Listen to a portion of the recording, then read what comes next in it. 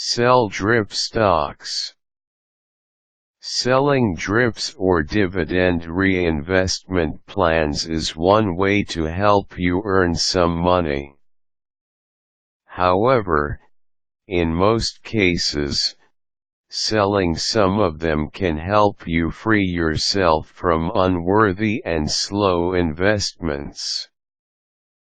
If you consider selling your DRIP stocks in one way or another, you must know the rules during sales. This way, you can get the best profit out of your investments.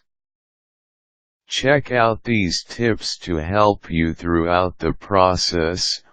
Order for a sale of your DRIP stocks. What is often good about selling this kind of investment is you do not pay any transaction fee. Mostly, the reason is that companies usually buy and sell stocks in bulk. Hence, prior to selling your DRIP stocks, companies require you to request for the sale of the investment. It usually takes around 5 business days before a certain company can issue a request sale for you. You can order this request either in writing or telephone communication. You can double-check the instructions for ordering the request sale on your monthly statement.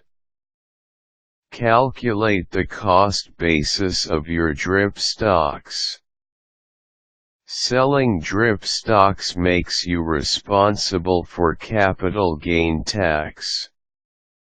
Hence, it is necessary that you calculate the cost basis for the capital gain to help you calculate the tax liability later on. However, this evaluation is challenging, especially if your shares have been purchased in various transactions for a long time. In most cases, the calculation of the stock's cost basis simply involves summing up the reinvested dividends and the stock's initial purchase price. Once you have the sum, divided by the total number of stocks that you have during the time of your sale.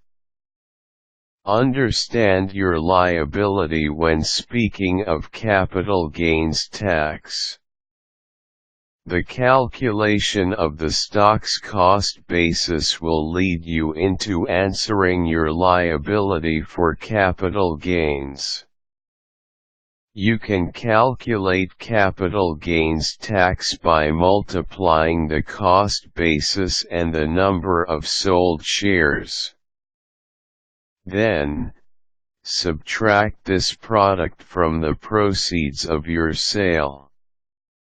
In case that the total shares you sold are lesser than the total number of shares you have acquired for the current year, your tax liability is calculated by multiplying the capital gain and the long-term capital gain rate. If your situation is the other way around, you compute your tax liability by multiplying the normal rate and the capital gain. Leave your DRIP stocks unsold. This is only true if you have your stocks managed by a regular discount broker. You can simply leave the stocks without selling the shares. If you do this, your future dividends will be deposited to your account in cash.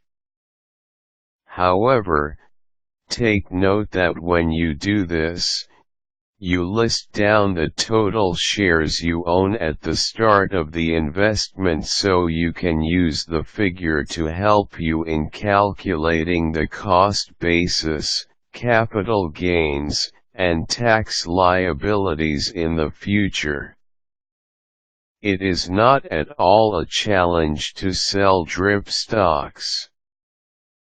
However, to ensure your success in this decision, you must know the most appropriate techniques so you can get the most out of your sales.